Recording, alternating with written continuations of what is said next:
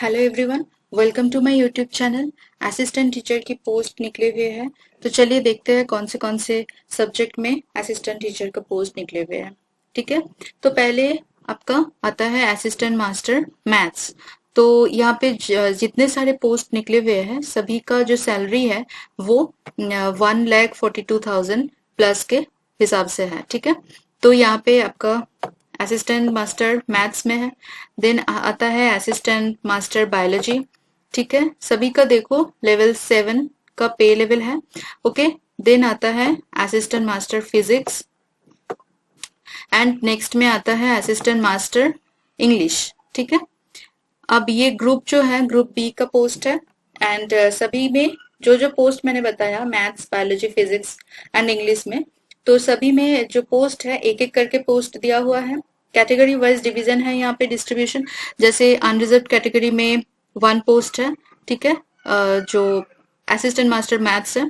Assistant master biology का यहाँ पे जनरल कैटेगरी में 1 पोस्ट है। ठीक है, फिर असिस्टेंट मास्टर फिजिक्स में यहाँ पे ओबीसी में 1 है, जनरल और एससी में नहीं है।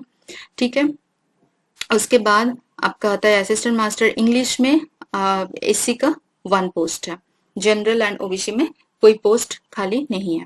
ठीक है, अब यहाँ पे एसेंशियल क्वालिफिकेशन वगैरह चेक करते हैं। तो एसेंशियल क्वालिफिकेशन जो लगेगा आपका बैचलर्स डिग्री होना चाहिए। ठीक है, from recognised university in the relevant subject. जैसे अब अगर फिजिक्स में अप्लाई कर रहे हैं तो आपका जो बैचलर्स डिग्री वो फिजिक्स में होना चाहिए एंड उसके साथ बीएड आपके पास होना चाहिए। ठीक है, नेक्स्ट आता है डिजायरेबल क्वालिफिकेशन। तो डिजायरेबल क्वालिफिकेशन में पोस्ट ग्रेजुएशन दिया हुआ है, 1 ईयर टीचिंग एक्सपीरियंस दिया हुआ है। ठीक है, एंड इंग्लिश में आपका रीडिंग राइटिंग एंड स्पीकिंग अच्छी होनी चाहिए, proficiency in English in reading writing and speaking. ठीक है, फिर आपका कोई भी गेम या फिर स्पोर्ट्स में आपका senior minimum senior secondary level का पार्टिसिपेशन चाहिए यहाँ पे। ये कोई एसेंशियल क्वालिफिकेशन नहीं है, ये डिजायरेबल है। अगर आपके पास है तो बहुत अच्छी बात है, अगर नहीं है फिर भी आप बिना झिझक के अप्लाई कर सकते हैं। ठीक है, यहाँ पे बेसिक नॉलेज, अगर आपका कंप्यूटर नॉलेज में एमएस ऑफिस का नॉलेज है, बेसिक नॉलेज, तो बहुत अच्छी बात है, आपको ज्यादा प्रेफरेंस मिलेगा। ठीक है, एंड गाइडेंस एंड काउंसलिंग में आपका कोई भी डिप्लोमा या डिग्री या सर्टिफिकेट है तो यहाँ पे काउंट किए जाएंगे। ठीक है, एंड यहाँ पे अच्छी बात है कि C TET that is central eligibility test जो है वो एसेंशियल क्वालिफिकेशन में नहीं रखा गया, इसको डिजायरेबल में रखा गया। तो जिनके पास सी टेट नहीं है तो वो भी अप्लाई कर सकते हैं बिना टेंशन के। तो अब देखते हैं एज लिमिट क्या है, नॉट एक्सीडिंग 30 ईयर्स, तो 30 ईयर्स तक आप अप्लाई कर सकते हैं।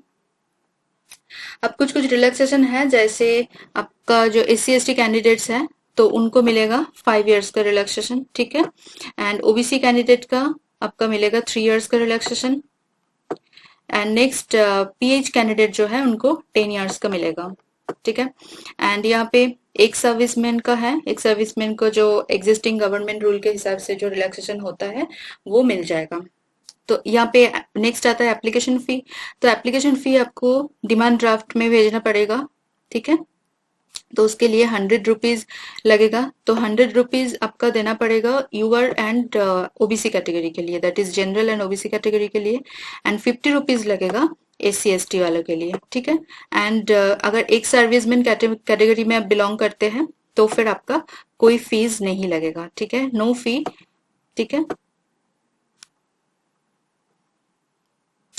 अब यहाँ पे क्रुशियल डेट है, जो डेट यहाँ पे एडवर्टाइजमेंट रिलीज हुआ था तो उसके 40 डेज के हिसाब से आप अप्लाई कर सकते हैं, 40 डेज तक। ठीक है, and 52 days for the candidates. अगर यहाँ पे कुछ स्टेट्स दिया हुआ है तो उस स्टेट में जो जो कैंडिडेट बिलोंग करते हैं तो उनके लिए 52 डेज का यहाँ पे रखा गया लास्ट डेट ऑफ एप्लीकेशन। ठीक है, तो वो डे स्टेट कौन सा है चेक कर लेते हैं। Assam, Meghalaya, Arunachal Pradesh, Mizoram, Manipur, Nagaland, Tripura, Sikkim, Ladakh division of Jammu and Kashmir state, Lahaul and Spiti district, and Pangi subdivision of Chamba district of Himachal Pradesh, Andaman and Nicobar Island, or Lakshadweep from the date of publication of the advertisement in employment news। ठीक है, तो उनके लिए 52 days and बाकी सारे state से जो belong करते हैं उनके लिए 42 डेज का रखा गया। ठीक है, यहाँ पे कुछ फॉर्मेट दिया हुआ है जैसे एप्लीकेशन फॉर्मेट, तो आप चेक कर लेना यहाँ पे क्या क्या दिया हुआ है। ठीक है, जैसे आपका यहाँ पे सर्टिफिकेट, जब आप डिमांड ड्राफ्ट सेंड करोगे तो क्या क्या आपका यहाँ पे सर्टिफिकेट आपको अटैचमेंट करना पड़ेगा। तो ये जैसे एनओसी सर्टिफिकेट हो गया, ठीक है, एनसीएल सर्टिफिकेट हो गया, आपका डिसेबिलिटी सर्टिफिकेट, कास्ट सर्टिफिकेट, ये सब रहेगा। ओके, उसके बाद आपका ये हिंदी और इंग्लिश दोनों लैंग्वेज में आप फिलअप कर सकते हैं, कोई दिक्कत नहीं है। ठीक है, अच्छा, तो यहाँ पे आप अच्छे से डिटेल्स में इसको देख लेना। इसके बाद यहाँ पे आता है सिलेक्शन प्रोसीजर। सिलेक्शन प्रोसीजर होता है यहाँ पे 2 दिन का, 2 days का प्रोसीजर है। तो पहले दिन में तो पहला होगा, पहले दिन के डे 1 के पहला तो स्क्रूटनी होगा, जो आपका ओरिजिनल सारे डॉक्यूमेंट्स है वो सारे स्क्रूटनी होगा, जैसे आपका डीओबी, डेट ऑफ बर्थ, ठीक है, एंड सारे जो मेरिट लिस्ट का आपका सर्टिफिकेट वगैरह है तो वो सारे चेक होंगे। Experience certificate, NCC certificate, CTET qualifying certificate, and then आपका रिटन एग्जाम होगा 20 मार्क्स का। ठीक है, आपका रिटन एग्जाम हो गया फर्स्ट दिन में। सेकेंड दिन में आपका इंटरव्यू होगा। उसके बाद फर्स्ट दिन में जो एग्जाम एंड स्क्रूटनी के बाद जो आपका मार्क्स आएगा उस हिसाब से इंटरव्यू में बुलाया जाएगा। एंड इंटरव्यू होगा शॉर्टलिस्टेड कैंडिडेट्स का 50 मार्क्स का। उसके बाद teaching practice for shortlisted candidates. उसके बाद आपका एक डेमो लिया जाएगा, ठीक है, तो वो 20 मार्क्स रहेगा उसमें। And experience in sports end game, अगर आपका एक्सपीरियंस है तो फिर उसमें आपको 10 मार्क्स मिलेगा। ठीक है, ये सारे आप अच्छे से चेक कर लेना। वेबसाइट भी अपनी तरफ से मतलब खुद चेक करके ही अप्लाई करना। ठीक है, यहाँ पे आपका कुछ इम्पोर्टेंट इंस्ट्रक्शन दिया हुआ है जो आपको खुद देखना है कि क्या क्या दिया हुआ है यहाँ पे। बस ज्यादा कुछ नहीं है, जैसे नॉर्मल होता है वो सारे दिया हुआ है, फिर भी आप अच्छे से डिटेल्स में देख लेना, गो थ्रू करना अच्छे से। और यहाँ पे आपका एप्लीकेशन का प्रोफॉर्मा क्या होगा वो यहाँ पे प्रोवाइड किया गया है।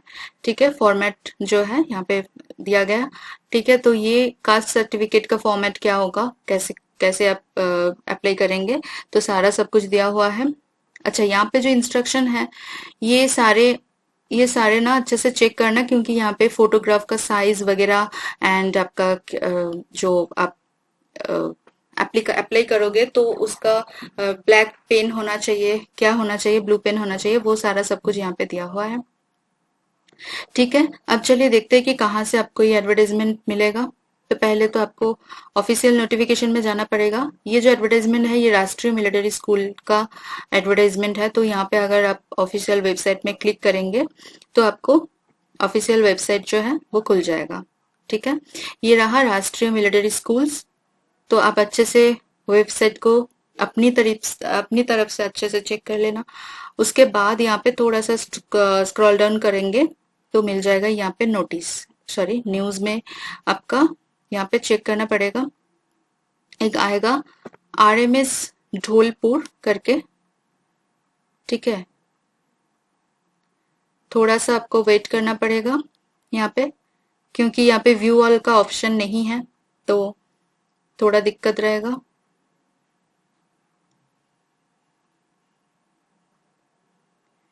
ठीक है, यहाँ पे अगर आप क्लिक करते हैं तो फिर आपके पास ये जो एडवर्टाइजमेंट है ये आपके पास आ जाएगा। ठीक है, तो अच्छी अपॉर्चुनिटी है, आप ट्राई कर सकते हैं। अगर आप मतलब ढूंढ रहे हैं किसी वैकेंसी को स्कूल में जॉब करने का, तो ये बहुत अच्छी अपॉर्चुनिटी है। ठीक है, अगर मेरी वीडियो इंफॉर्मेटिव लग रहा है आपको तो प्लीज लाइक कीजिए, कमेंट करना ना भूलें, शेयर कीजिए एंड बहुत अच्छे से सब्सक्राइब कीजिए, बेल आइकन को दबा लीजिए, क्योंकि मैं यहाँ पे वीडियो डालती रहती हूँ बहुत इंफॉर्मेटिव, जो पोस्ट निकलती रहती है वीडियो डालती रहती हूँ, तो आपको मिल जाएगा बहुत आसानी से। ठीक है, मिलता है नेक्स्ट वीडियो में। Thank you for watching.